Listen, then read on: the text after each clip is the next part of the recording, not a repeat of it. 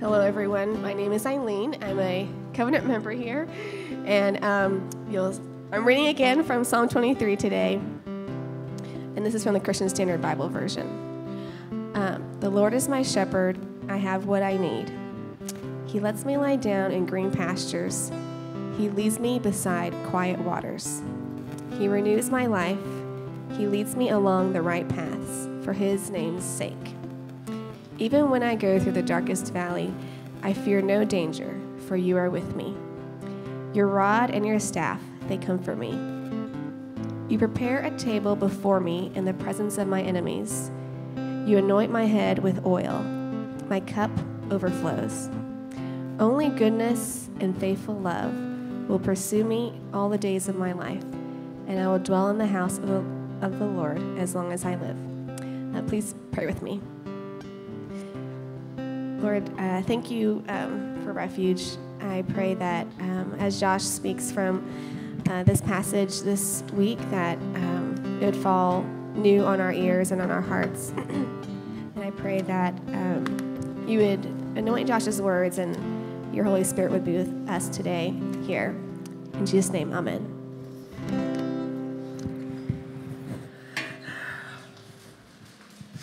Thank y'all. How's everybody doing today? All right, that was I was like a C. I'm not gonna say that was bad, but it was like a C. So we're gonna run that back one time. How's everybody doing this morning? All right, here we go. That was like a B plus, maybe an A. That was pretty good. Well, hey, I'm gonna start a timer before we get started, lest we be here till Monday.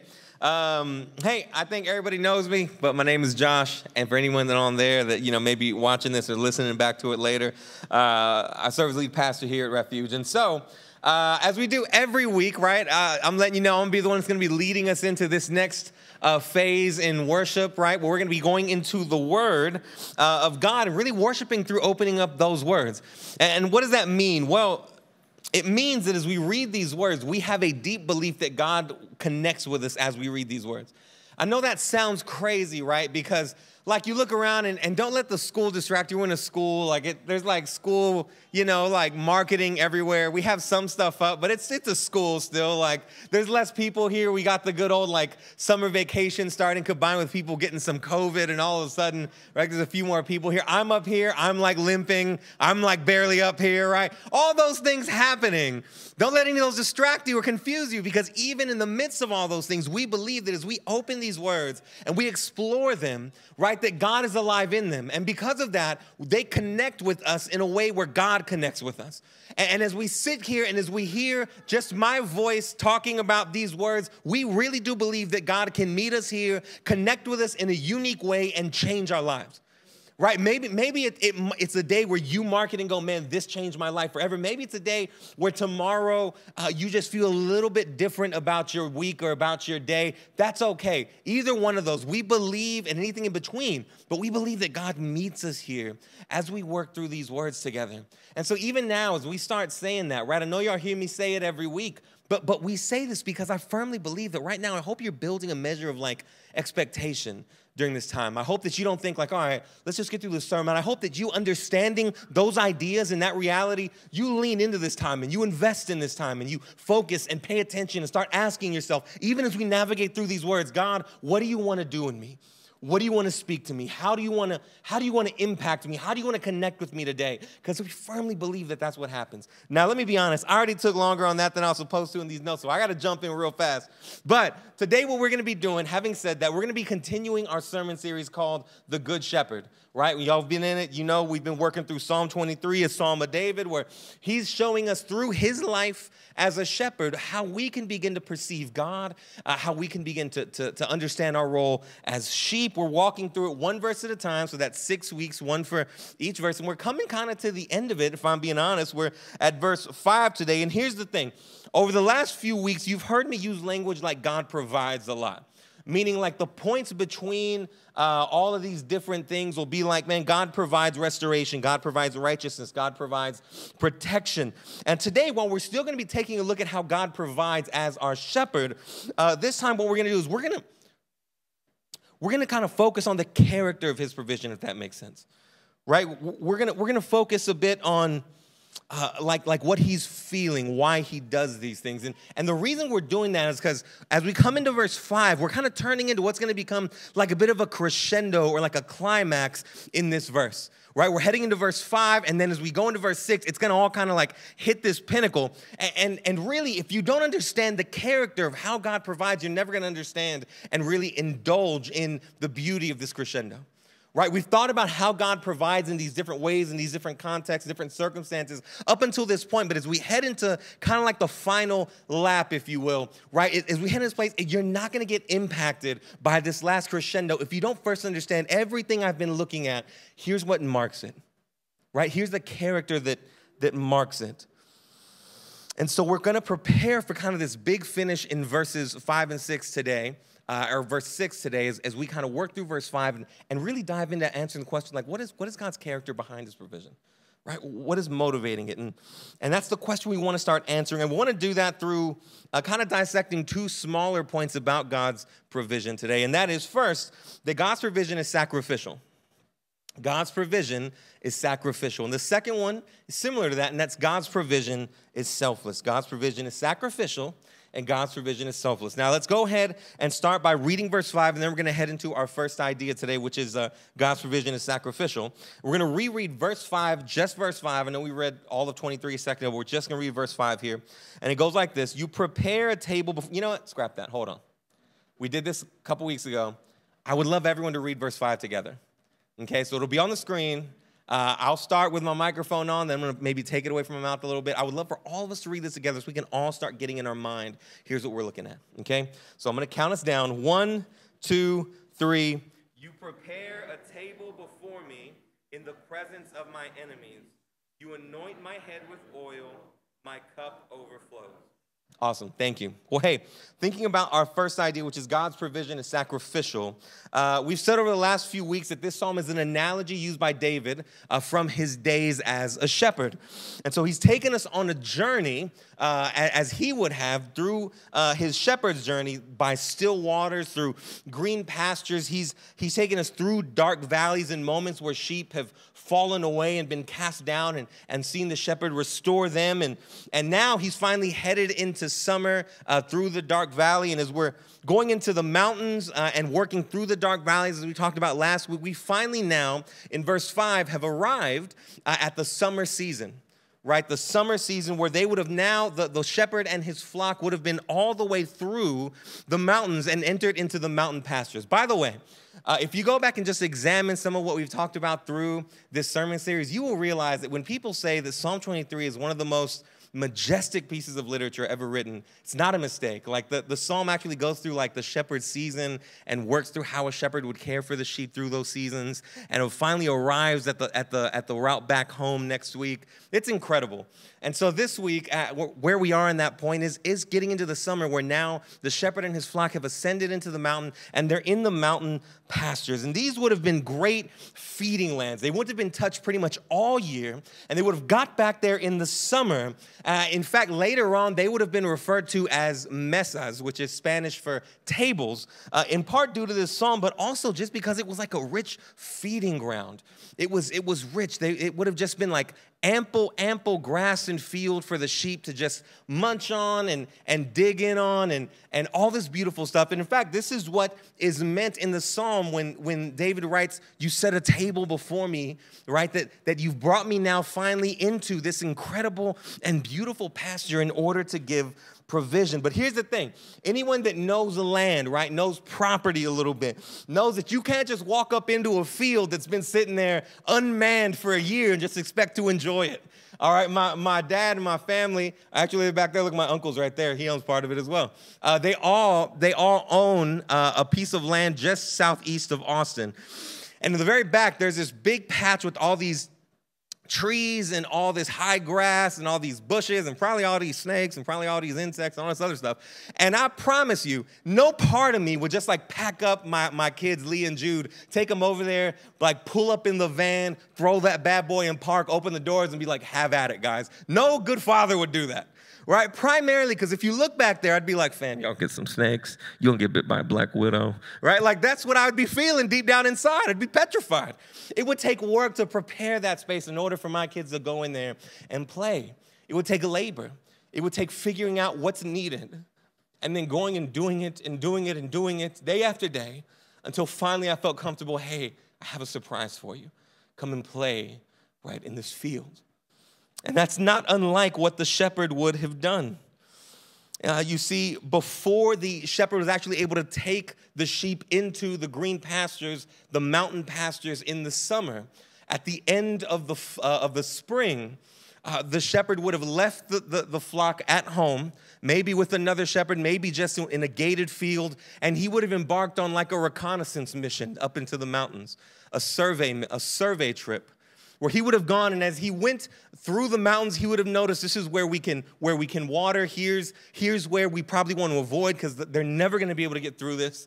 Here's the dark valleys we're going to have to go through. And finally, he would arrive at the green pastures in the mountains, and at that moment, he then would have to start the work of preparation. And this is the preparation work that David's alluding to in the psalm. And specifically, he would have prepared that field in two ways. The first way is he would have cleared it of any toxic plants.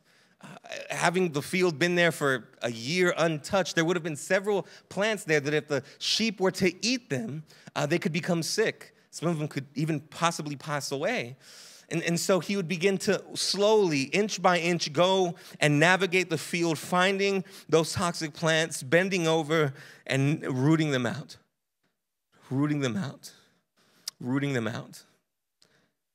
You see, as you listen to me right now, you seem unimpressed.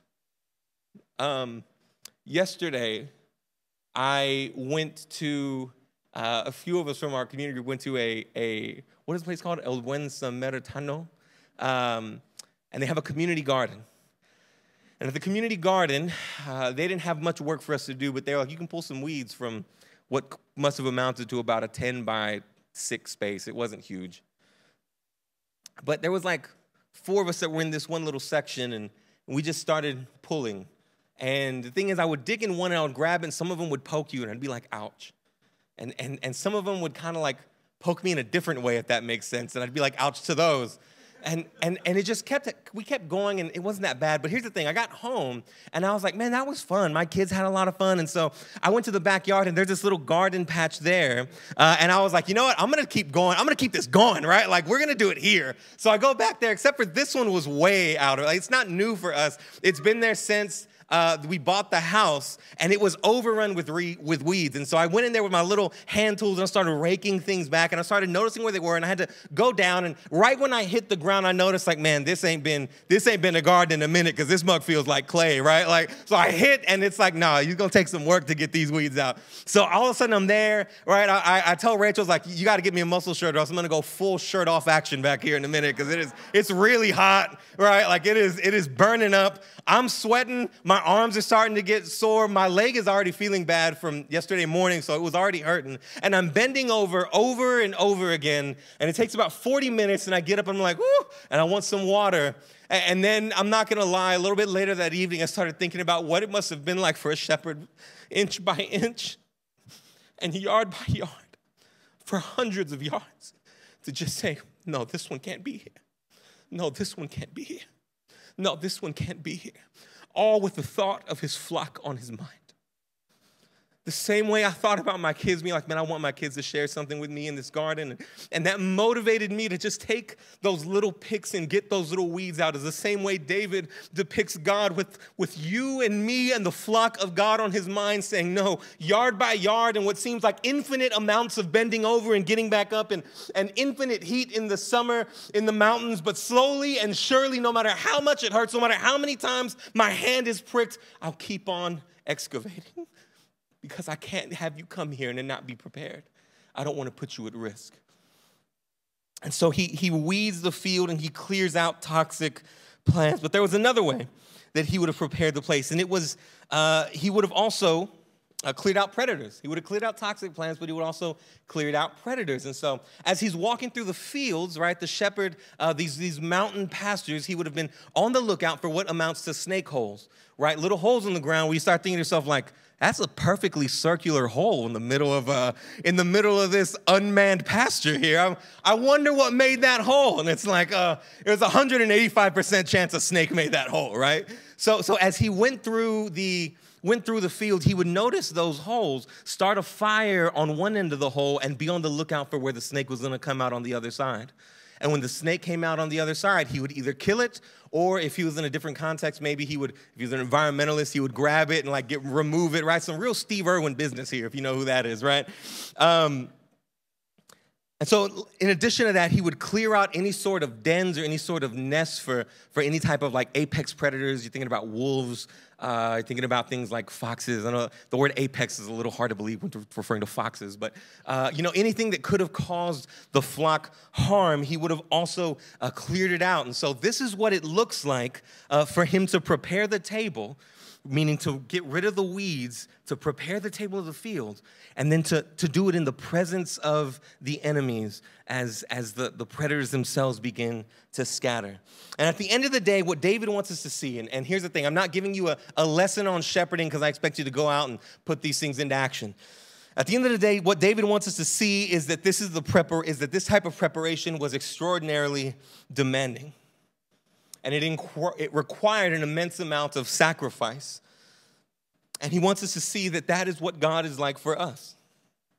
He wants us to know that whatever the requirement, whatever the cost, that God is willing to do it. Because his provision, the character of that provision, is marked by his own desire to sacrifice himself for the sake of the flock. And so when David looks at God, he looks at one who knows the cost, knows it's demanding, knows it's going to be hard, and says, but I would do that anyway for the sake of the flock. Friends, I want to ask you, is this the way that you see God? Right? When it comes to how he cares for you, do you see him as someone that is willing to sacrifice for you, to do whatever it takes in order to provide for you? Right? Until we learn that following the shepherd is extremely difficult. Because you navigate through these places that are dark valleys. You recognize that, man, I'm cast down. I'm in need of restoration. And every moment during those different seasons, the ups and the downs, we begin to look up and go, man, where are you? I'm calling out for you. We do just what sheep do. But until we recognize that this God that we claim to be following would look at us and say, I would give anything in order to make sure you are okay. It's hard to imagine following him through these dark valleys. It's hard to imagine following him in hard situations. Yet when we look at him and recognize, man, you would do absolutely anything for me, right? We realize that God isn't the one sitting there going, okay, I want to give you some, but I'm going to withhold a little till later. But you recognize he would go to the farthest lengths in order to provide the most for us, right? That's the nature, the character of his provision for you and for me. His provision, his care, right, is sacrificial.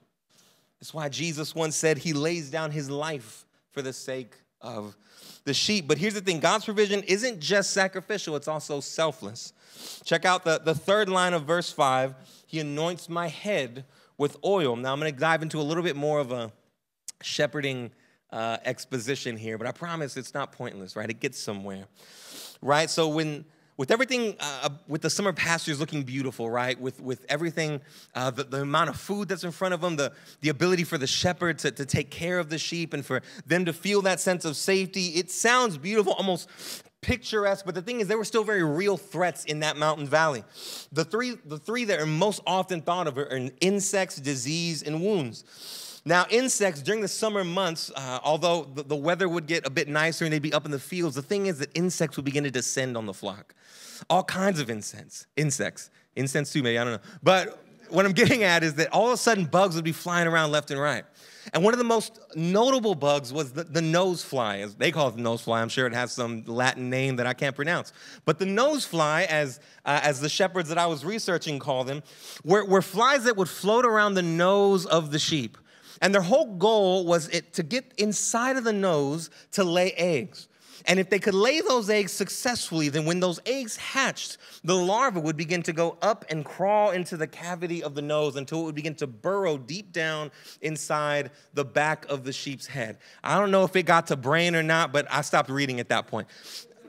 And they would burrow so deep that it would start to cause severe inflammation across the sheep's face. If you could think of it as like the most severe sinus infection you've ever felt, think of it like that. And the sheep would begin to wrestle their face against brush, against trees. And if the inflammation got so bad, the sheep would begin to bang its head against a wall until it killed itself.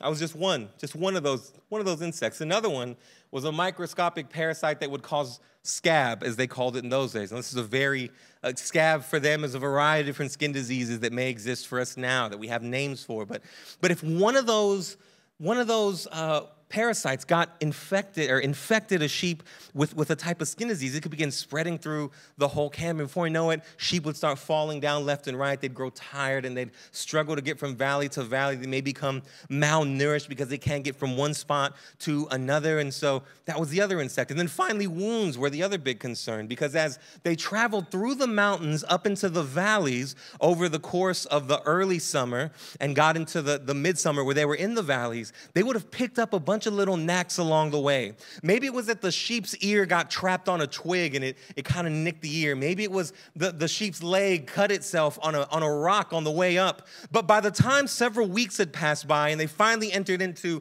the green pasture, those weeks would have created potential infections in those wounds. And all of a sudden, one infection could limit a sheep's ability to start descending the mountain in the fall, leaving it behind and eventually resulting in its passing. And to each one of these issues, the shepherd would use, take a guess, oil. And so when you think about the phrase, he anoints my head with oil, I don't know, for some of us, right? If you grew up in a Pentecostal church like me, the vision you got of that was like glorious, right? It was like, I'm going to be king, I'm going to be royal, and really, what it really means is he cares for me when I'm a mess. When I have become infected and I'm hurting and I'm going to bash my head against the rock and it feels like I'm doing nothing but hurting myself. When I'm wounded because I've made poor choices and now those wounds have become infected and they're making fundamental changes to who I am. In each and every one of those situations, the shepherd pours oil on the nose, on the wool, on the wound in order to prevent or to bring healing to that specific ailment. And here's the thing, friend, when it comes to this specific idea, does it mean that God uses a first aid kit in order to prepare or to mend your wounds in the middle of you getting a scratch? No. But here's the thing, he sees your years of pain that have caused inner turmoil like the fly in the nose, and maybe even point to death, right? He sees the wounds that have gone untreated for a lifetime and have caused deep emotional responses to certain situations that are rooted in your pain. He sees the things that have left us with the limp. He sees the things that have left us hurting. He sees the things that have left us angry. And in all of it, God sees all these things. And he recognizes that none of these things happened to me, and I didn't cause any of these things. I didn't make you make the choices that you made. I didn't spur on the person that may have inflicted damage on you. I didn't actively go and try to punish and hurt you every second and every stretch of the journey. But the beautiful thing about this God is that he's there to protect, to heal, and to care for them either way. He doesn't look and go, well, I did that, so I'm going to take care of it. But you did that one, and I have nothing to do with that, so you're going to take care of that one. No matter the bump, no matter the bruise, no matter the heartache, no matter the sorrow, no matter where it came from, no matter how we got it, the idea of God anointing our head with oil is the idea that no matter how it got there, God is willing to step in and say, but I'll take care of it. I will care for you. Man, but you don't understand. I really did this to myself. It's okay. I'll take care of that. Man, but you don't understand, like, it's this so-and-so person that actually did this, and I'm still in this relationship, I'm still in this context, that's okay. I'll take care of it.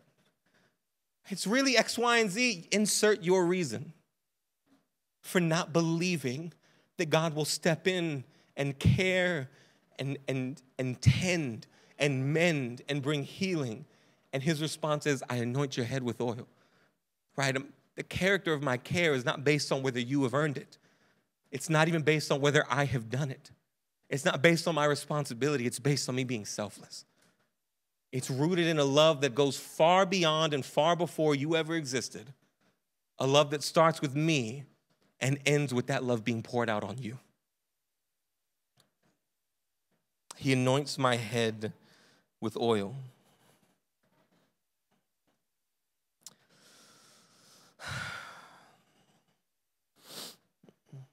And here's the thing, friend. We hear messages like this, right? That God's provision is sacrificial and God's provision is selfless.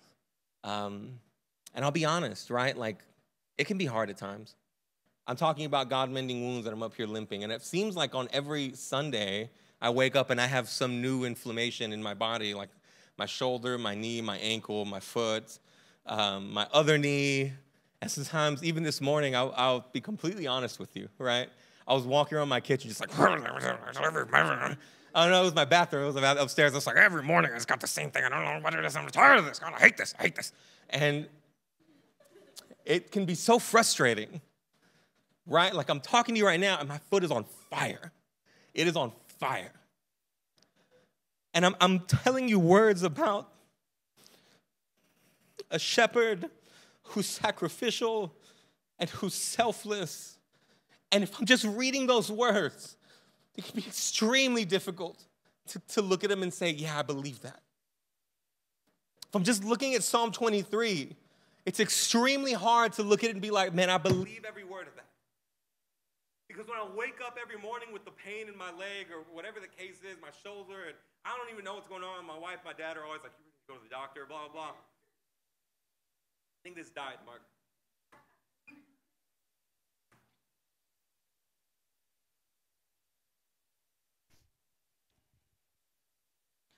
When all that happens, it's really hard to believe those words. Yet, the invitation that we receive is not an invitation that actually comes from Psalm 23 to believe these words. It's an invitation that comes in John 10. Right? God is inviting us to look at Psalm 23 and to adore the God who is the shepherd, who cares for us and who is sacrificial and who is selfless. But it's Jesus that invites us to say and watch how it works in real life. Right? In John 10:11, Jesus says, I am the good shepherd. That's where the whole name of the series comes from. Right? The good shepherd lays down his life for the sheep. You see, friend, here's the thing. All the story that we talked about where it seemed like, why are you taking me through all this shepherding business? It builds some context, yes, but the ultimate reason is that the shepherd that David was alluding to, even when he didn't know it, was actually always going to be Jesus.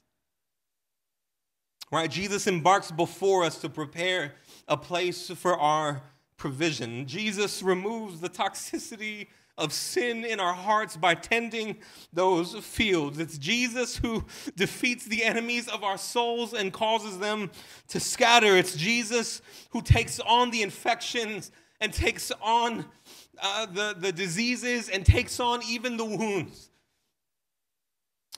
so that he could look and say, I'm going to anoint your head with oil. Josh, I know you limp. I know that it seems like you're frustrated at this time in your life because you wake up with an ailment every day. Man, I felt those ailments. Right? I know that you hurt. I know that maybe you have some heartbreak. Man, I felt those heartbreaks. You feel lonely. I was abandoned by everyone who's ever loved me. Right? You feel like you don't know anybody who's been through the things that you've been through. I embarked before you. I surveyed this land before you ever surveyed this land. The things that you're going through now, I went through far before you were ever a thought. I went through them. I travailed them. I took them upon myself. I felt the pain. I felt the agony. I felt the difficulty. And in them all, I accomplished everything that was necessary. I overcame them. I conquered them. Right, so that the good shepherd could look and say, man, now I anoint your head with oil. I prepare a table before you in the presence of your enemies. when you need to understand the depths of the riches of my care and provision and affection, you look no further than the man hanging on that cross, who counting equality with God as nothing to be grasped, emptied himself of that glory to enter into the story that you live, the story that we made, and sacrificially and selflessly entered into that story to say, I didn't do any of this. I didn't cause the world to be broken. I didn't cause the world of sin to pierce your heart the way it has, in the forms that it has. But man, I'm here to make them right. And through my sacrifices, you will hear the words, he anoints my head with oil. He cares for me. He prepares a table before me. He leads me down streams of peaceful water into green pastures. When I'm cast down, he restores me. He leads me to right paths. When I walk through the darkest valley, he is with me. His rod and his staff, they comfort me. Right? He prepares a table before me in the presence of my enemies. Goodness and mercy will follow me and pursue me all the days of my life, and I will dwell in his house forever. Because of Jesus, these words mean much more than just encouragements. They are the depiction, and he is the testimony that these words are true when we look on the cross and see the good shepherd who has come before us, who provides for us, and now to whom we turn for the very provision that we read about in these words. What incredible and beautiful good news that we no longer talk about the shepherd in Psalm 23, but we look at the good shepherd. We don't use an analogy of the one who does these things in a spiritual way, but we look at the good shepherd on the cross and see that he's done these things in a real way. That as Hebrews says, we have a high priest who's not unable to connect with us on the ways we're suffering, who's not ignorant of what we go through because he went through it. One that says, I'm with you. As we talked about last week, one that says, man, you'll have trouble in this world, but take heart, be courageous. I've overcome the world. What beautiful encouragement we have that these words are not just words. They're not a pep talk. Right? They're not an encouragement. Right? They're a prophecy. They're a prophecy of the shepherd who is to come, who would make the world right, who would tend to wounds, who would lead us to green pastures, and who ultimately next week we'll see invites us to dwell in his house forever. Right? What incredibly good news. Friends, today, here's the thing. I'm getting lit up here. But it's because, how do I say this? It's because though I still doubt it, and though I still sometimes struggle to believe it, life has at least dealt me enough cards to help me look at this God and look at that Jesus and begin to, even just by a little bit, believe more and more that his love and his provision is this sacrificial love. Right, that he would go to the utmost extent to obedience to God, even obedience to death on the cross for my sake, right? This selfless provision and care and love from God that enters into the story for my sake and for your sake. And really to look at these words and go, man, this is the God I follow now. Right? This Jesus, who embodies these words fully, who is the good shepherd. My invitation to you today, right, is truly like, are you following this God? Here's not what I mean. Here's what I don't mean. I don't mean, do you go to church? And do you read the Bible? And do you go to small group? And do you have like some devotional time? That's not what I'm asking you. I hope everyone in here does. And the reality is not everyone in here does. But I hope you have that. And I hope if you don't have it, that you increase in having it. But that's not what I'm asking you. I'm asking you if the God that you follow in your mind and your heart is the God that we read about in these pages of Psalm 23. If he is the one that is selfless and sacrificial, that he is the one that provides peace and longs to provide peace. That I'm asking if you follow the one who longs to provide restoration and longs to provide righteousness and longs to provide protection and longs to provide growth and does it out of the utmost sacrifice and selflessness because he looks at you and is filled with affection for you. I'm asking if that's the God you follow. Or is it a distortion of God that you follow? And here's the thing, my invitation to you today is to become reoriented with this God. Become reintroduced to this God who does these things out of an abundance of selflessness, out of an abundance of sacrificial, eternal love, right? Like to reintroduce yourself to him, to come to him today. Whatever that looks like for you. Maybe it's sitting in that chair right now and asking God to meet you, to connect with you. Maybe it's singing the absolute mess out of these songs that we're about to sing in a minute. Maybe it's tomorrow taking a break to fast and to get away from the world. Maybe you turn the TV off or you put away social media and you say, God, I just want to remember who you are today, right? Maybe it's going to someone's house that's a Christian and actually saying like, hey man, like you want to start like getting together? Maybe it's opening your Bible and reading. Whatever it is for you, there's several steps to take. The purpose of it just can't be, I'm going to be a Christian, but to say, I want to know this God. I want to know this God. I want to know him deeply the way David talks about him. I want to be the one who in Psalm 23:3, as we spoke about a couple weeks ago, transitions to saying, you, right? You are with me. Your rod and your staff, they comfort me. I want to invite you to that. As we finish up this sermon series, like the last week before we head into next week, I want you to start thinking about that. And as you come in next week, I hope that you're filled with this sense of, I want to follow you. All the days of my life, I want to follow you. I want to know you. I want to be provided for by you. That's my hope for you. That's my longing for you as we start coming to the close of this time. That these words of the Good Shepherd would not be just encouraging to you, but that they would spark worship in you. Oh, that was my fault. Let's just see how long it goes now. It's just not going to, right? That they would spark worship in you. That they would fill you with affection and adoration. And that like the sheep running to a shepherd in the midst of darkness, we would run to Jesus in every moment for our provision, for our care, for our peace, for our protection, for our restoration, and that every moment we would run after him and run to him. That's my prayer for you. Let's pray.